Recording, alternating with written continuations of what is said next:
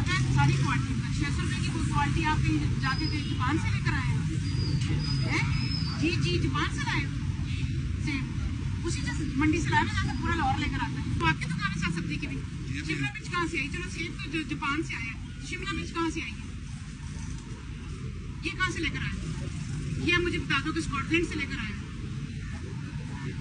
ये पाकिस्तान है, पंजाब है, लाहौर है, लोग रोजे रख रहे हैं, रमजान का महीना है, लोगों ने इफ्तारी करनी होती है, शाम को अपने बच्चों को खाना खिलाना होता है, सब्जी पका के और फ्रूट चाट खिलानी होती है लोगों को, बुनियादी चीजें हैं।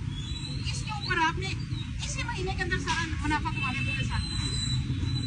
आपका कहने कोई पूछने वाला नहीं है, कोई देखने वाला नहीं है, तो जो मर्जी करो।